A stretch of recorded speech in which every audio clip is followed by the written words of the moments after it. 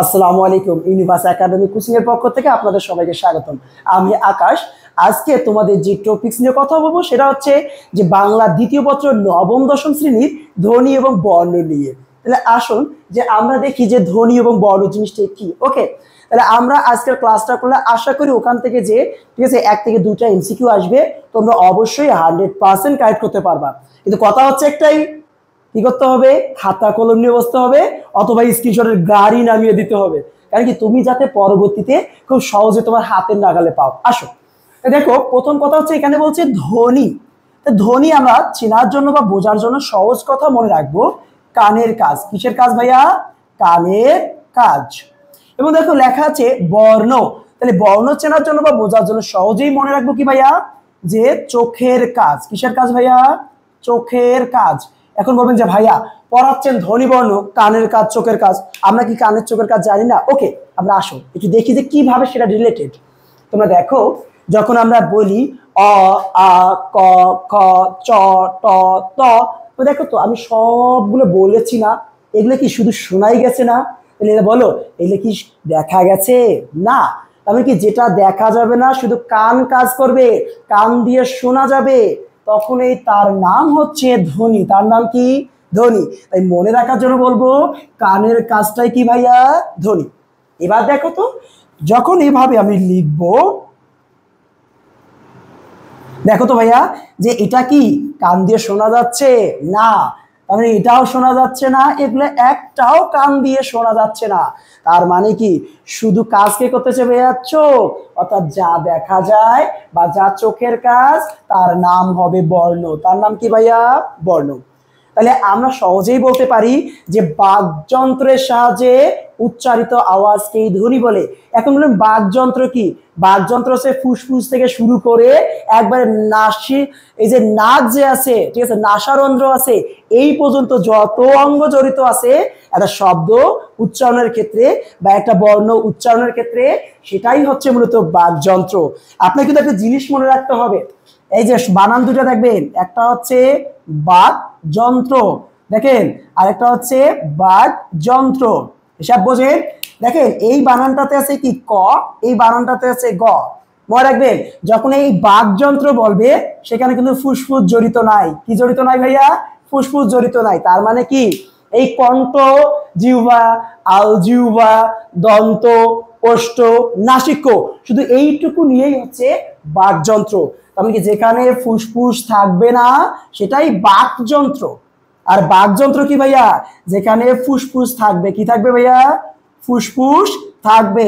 অর্থাৎ যে বাতাস উৎপন্ন করা থেকে শুরু করে বাতাস ডেলিভার করা পর্যন্ত যত অঙ্গ জড়িত সবগুলো হচ্ছে বাকযন্ত্র।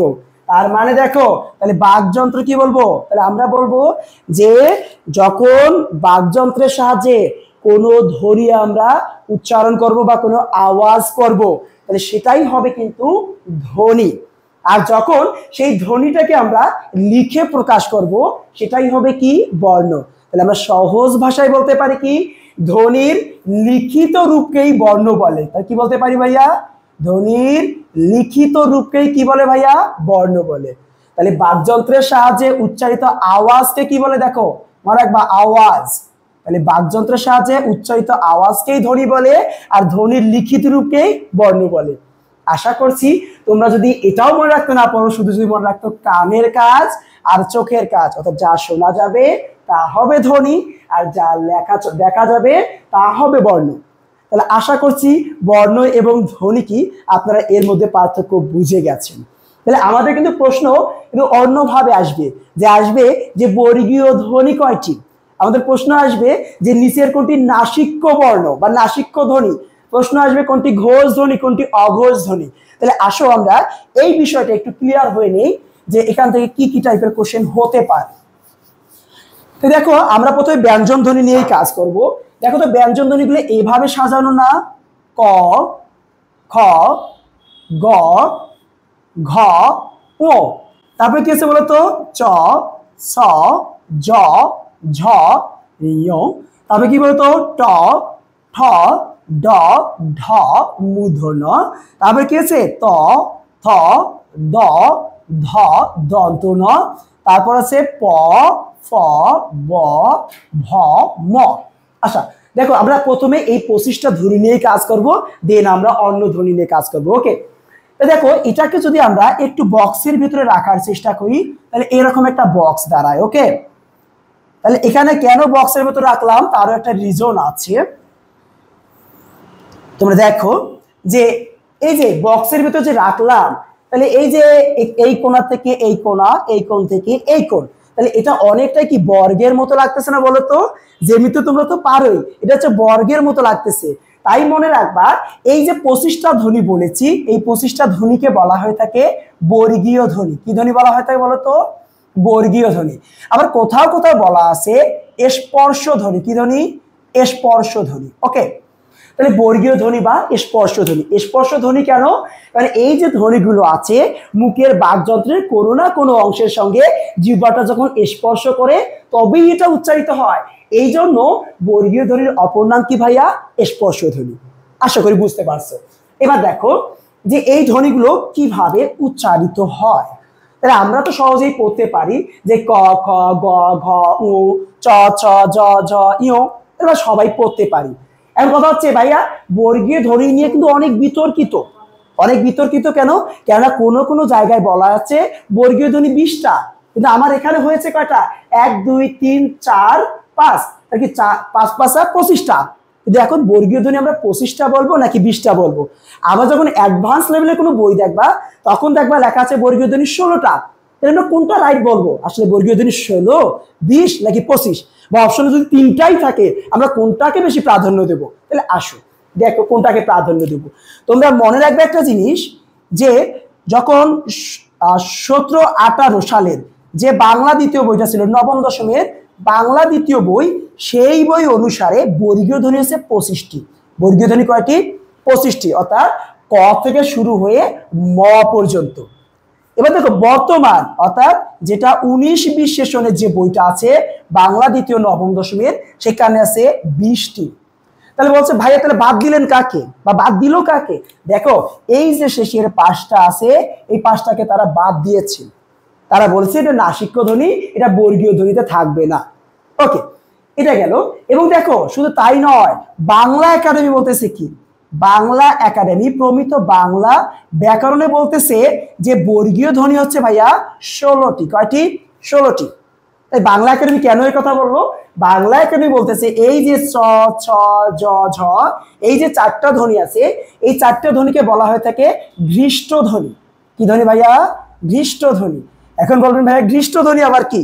ঘৃষ্ট ধ্বনি দেখো তোমরা উচ্চারণ করো তো একটু, বলো চ, ছ, জ, ঝ। আবার তোমার জিহ্বার দিকে খেয়াল করে উচ্চারণ করো তো দেখি। চ, দেখো তো জিহ্বাটা কি উপরের চলে ঘষা খাচ্ছে না? চ, দেখো তো ঘষা খাচ্ছে না? জ, জ। এই যে এই 4টা ধ্বনির সময় জিহ্বা উপরে চলে ঘষা খায়, এই জন্য এই 4টা ধ্বনিকে বলা হয় ঘৃষ্ট ধ্বনি। বাংলা একাডেমি বলছে নাসিক্য ধ্বনির সঙ্গে সঙ্গে ঘৃষ্ট ধ্বনিও বর্গীয় ধ্বনিতে থাকতে পারবে না। দেখো 5টা এবং 4টা বাদ গেলে 9টা বাদ যাচ্ছে। 9টা বাদ গেলে 25টা থেকে 9টা গেলে কয়টা থাকে? 16টি।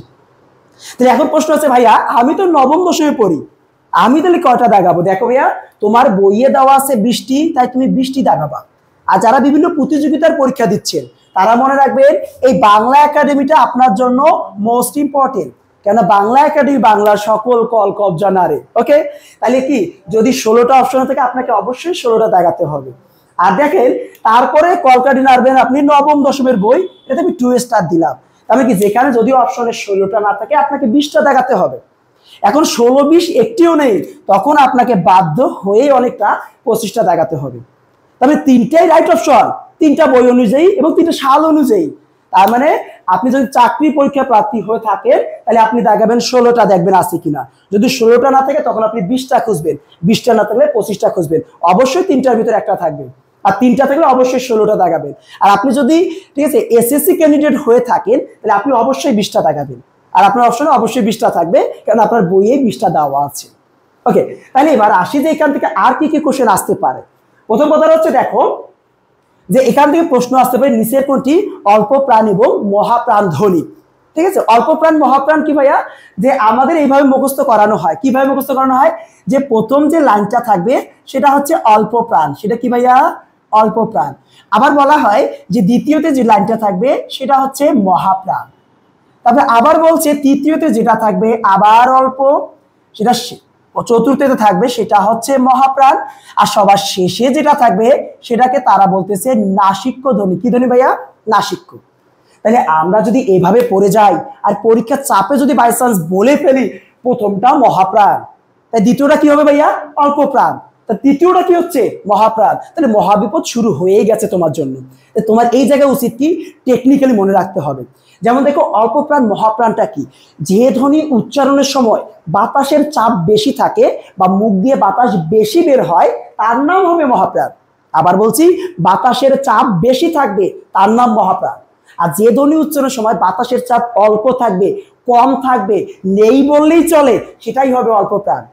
তাই মনে রাখবা, যদি তোমার প্রশ্ন আসে বাই চান্স ঘুরে আসে যে বাতাসের চাপের উপর ব্যঞ্জন ধ্বনিকে কয় ভাগে ভাগ করা হয়েছে, মনে রাখবা 2 ভাগে। তাহলে একটা কি হচ্ছে ভাইয়া?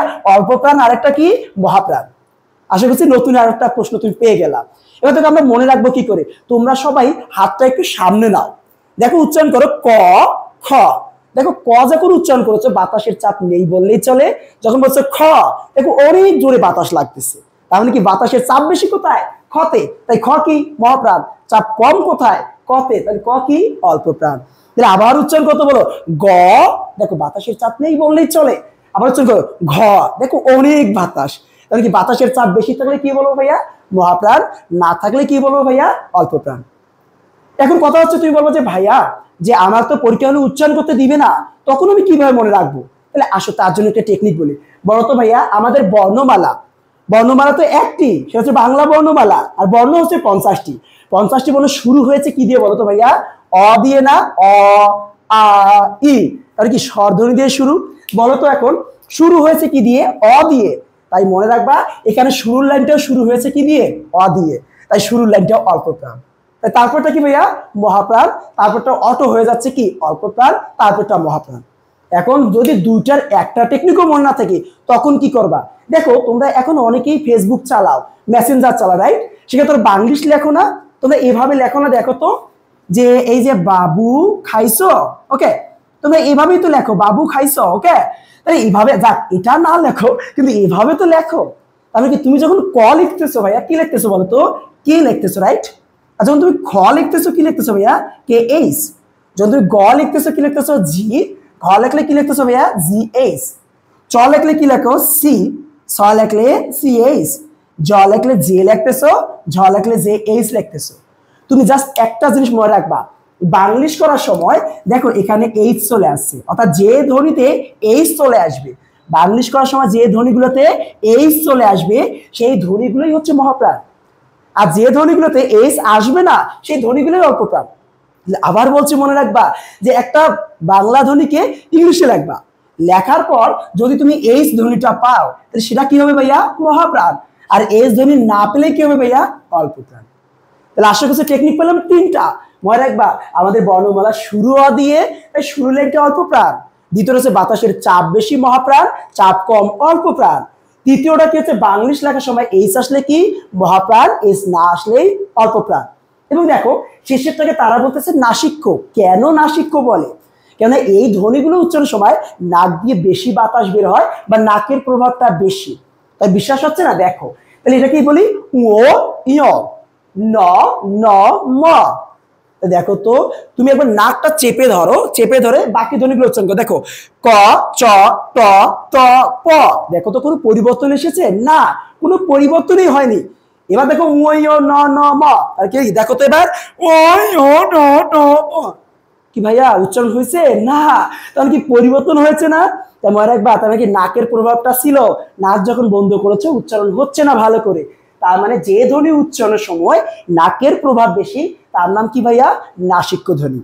তাহলে আশা করছি তোমার যে প্রশ্নে আসে নিচের কোনটি অল্প প্রাণ মহাপ্রাণ, কোনটি নাসিক্য, তুমি এমনিতেই এটা অ্যান্সার করতে পারবা। আর মনে রাখতে হবে এগুলো বর্গের মতো দেখতে, তাই বর্গীয় ধ্বনি বা স্পর্শ ধ্বনি বলা হয়ে থাকে। এবং ধ্বনি বর্ণের মধ্যে পার্থক্য কি আশা করি এটাও বুঝে গেছো। তাহলে তুমি পরবর্তী ক্লাসগুলো করার জন্য পরবর্তী তোমার যে টপিক্সের সমস্যা অবশ্যই কমেন্টে জানাবা এবং সঙ্গে সঙ্গে আমাদের পেজে চোখ রাখবা। অবশ্যই ধারাবাহিক ক্লাস পাবা ইনশাআল্লাহ তোমার জন্য। ঠিক আছে, ভালো কিছু অপেক্ষা করতেছে। ধন্যবাদ, আল্লাহ হাফেজ।